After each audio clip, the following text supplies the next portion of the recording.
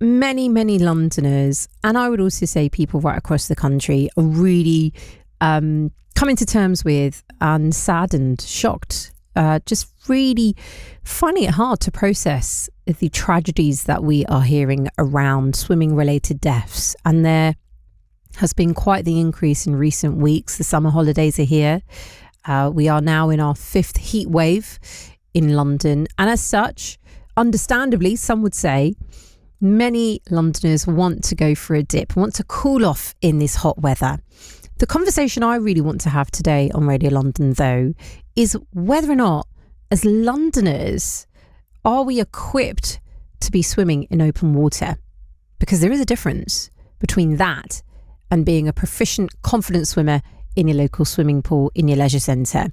The reason I'm discussing this is some recent figures suggest more than a quarter of children in England are leaving primary school without meeting the expected swimming standard. So on average, only 72% of Year 6 pupils can confidently swim 25 metres, while just 70% can perform a self-rescue in the water.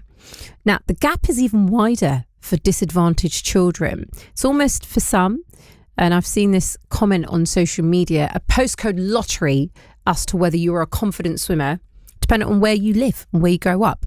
In schools, the highest proportion of pupils receiving free school meals. The gap is wider around those that are proficient in swimming. I really want to get an understanding as to why it is so many young children are missing out on this vital life skill.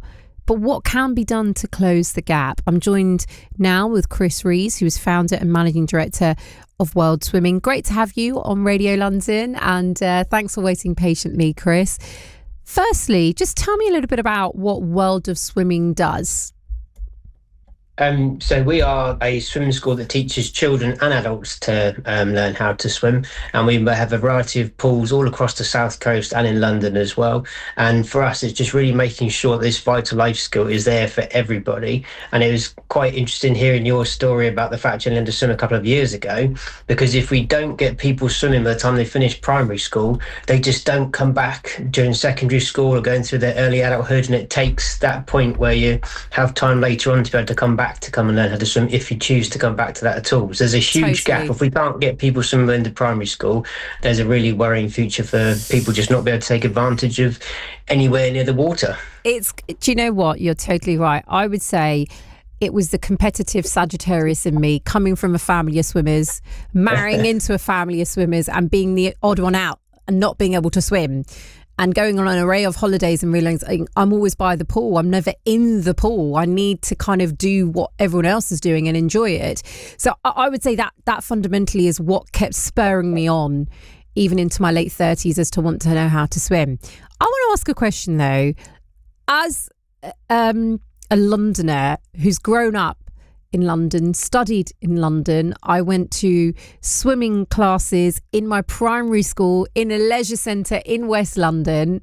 I would say I'm reflective of a lot of these statistics around young children who leave primary school not being able to learn how to swim. Why is it so important, though, if you're in a city like London where you can do so many other things?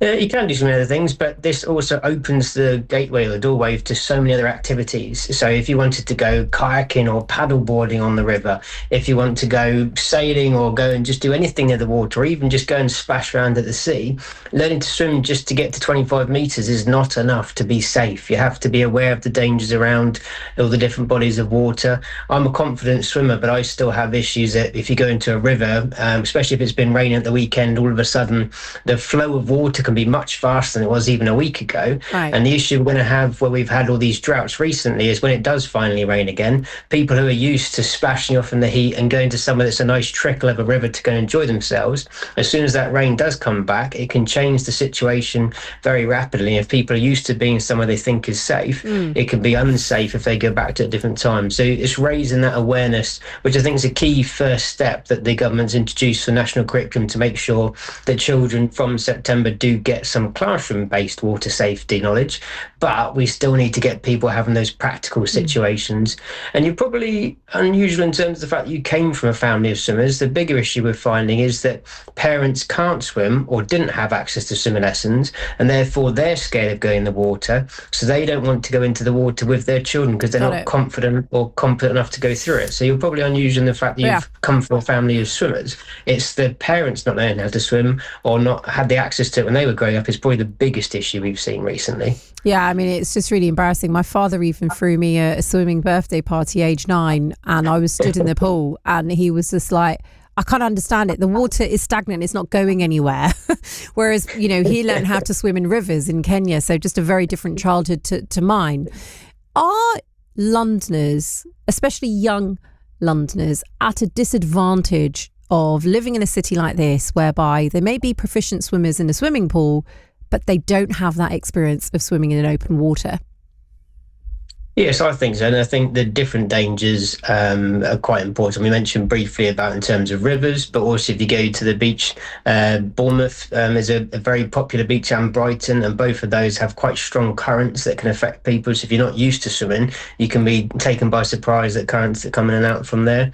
And even if you've got people who do want to go for a dip in certain parts of the Thames, it's just been used to how do you actually get in and out safely? How do you know what to do if the water's too cold or it's flowing too fast, and how are you safe in the water? So I think having access to water is one thing.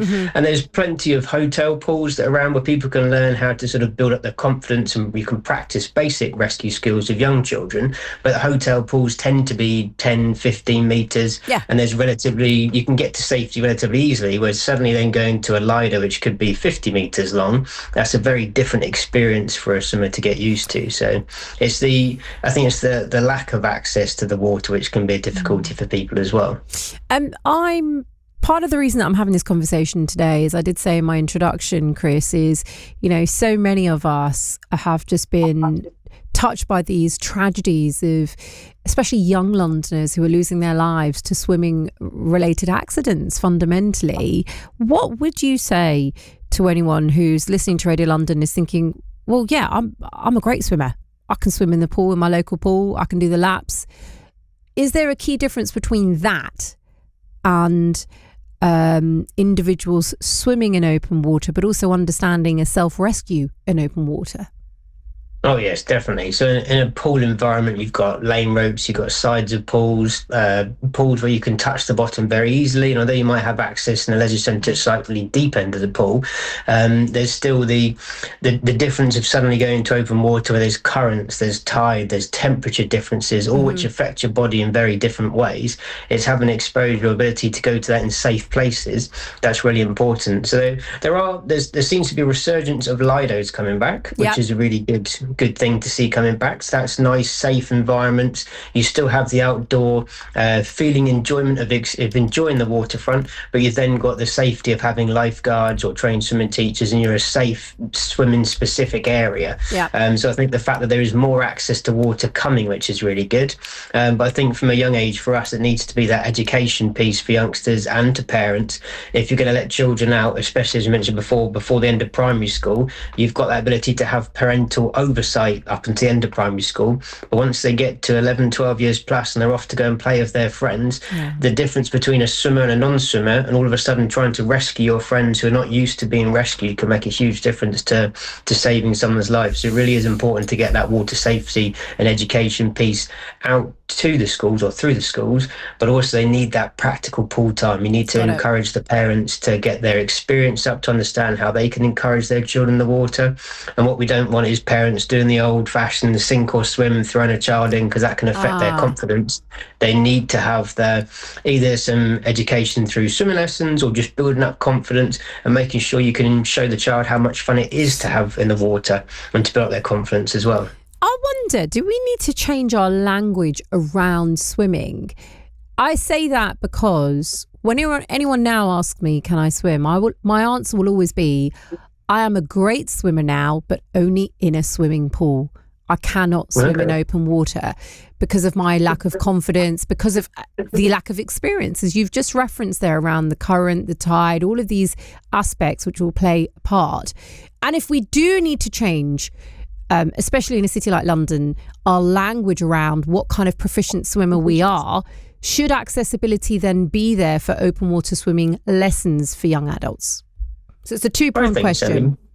Yeah, I think if you can have, again, it's having access to it. And I was very lucky. I was part of the Scouts when I was a youngster. So having been able to swim, I then managed to go on to kayaks, and we used to do raft making. Wow. So we managed to go and have exposure, playing on the rivers and playing in lakes.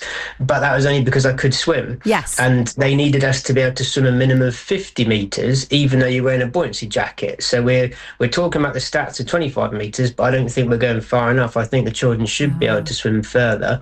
It should be probably 50 to 100 metres to be safe, because 25 metres in a safe pool environment is very different to 25 metres with somewhere that's got currents or tides or winds, as we talked about as well. So I think access is important, education is really important, and those two things will help us to keep more people safe, and just people continue to enjoy and see the benefits of swimming as well. It's a great exercise. It's very good on your joints. So if you're getting older and you can't run or cycle anymore, being able to go swimming still gets the heart going, gets you nice and fit, and it's a great way to meet other people, and just take advantage of swimming and leisure centres where you can do for part of the fitness regime as well. Yeah, I couldn't agree more. Again, as you can probably tell, I've talked about my father twice in our interview, but he was a huge inspiration to me as to wanting to learn to swim. And this phrase always kind of stayed with me, where he used to say to me, the only thing you can do from birth until death is swim. You can't walk from the moment that you're born, and clearly it's a life skill that so many of us aspire towards, but you've got to put the work in. That's what I've realised. It's not always easy when you're doing the laps in a pool, let alone then going out into open water. What would you say to any Londoner who is listening to Radio London right now? They're looking ahead to the coming weeks, they're thinking about going to the seaside, they've not necessarily thought about their own confidence in open water, let alone that of their young children. What advice would you want to give to them? I think make sure you go in somewhere that's safe, that's got safe areas of swimming. So coming down to the beaches, we've got information on our website to do with different beach flags and what the different flags mean, because a lot of people don't understand what it means in terms of where's a safe area for swimming. Make sure you know how to get in and out of water. So because if you go into a river at a certain point that seems accessible, if the river's flowing down one direction, you can't swim against the tide or the current to come back. Right. Where are you going to get out of the river? So you need to plan your ingress and egress, as we say, from the rivers, to make sure it's nice and safe.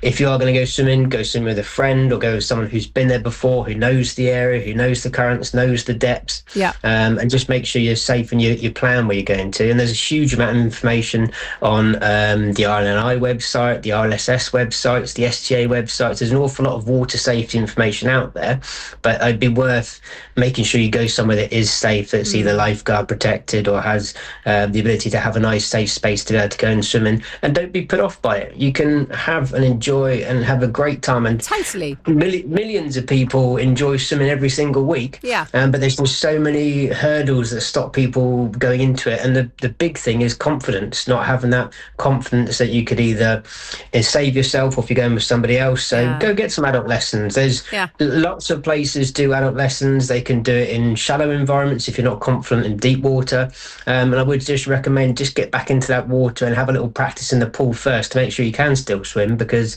if, like me, it's been a little while since you did your school swimming lessons, it's important to make sure you do still remember how to do it. But I totally agree with what you're saying. It's one of those huge underrated vital life skills that, it doesn't matter how old you are now. I recommend everyone gets out there to try and practice, build the skills. And if you've got children or grandchildren, take them out there, build up their confidence in the water as well, and just make sure they can enjoy the water safely and enjoy it. I concur completely. It's never too late. And I think hopefully my own personal example attributes to that fact that it is never too late to learn how to swim. And such a pleasure having you on the show. I want to give the website. It's worldofswimming.co.uk, isn't it? That's right, we have all the details up on there. Wonderful. I'm on the website now. It's an array of information. So head to that website, worldofswimming.co.uk. Chris, pleasure having you on the show. Thanks for speaking to me today. Thank you, Shane. Keep up the great work of promoting water safety. Oh, I do appreciate that. As you can tell, it's a personal mission of mine. I will be going swimming this weekend, so I'll be thinking a lot about what you've mentioned. Great speaking to you. Chris Rees, founder and managing director of World of Swimming. Head to that website, worldofswimming.co.uk.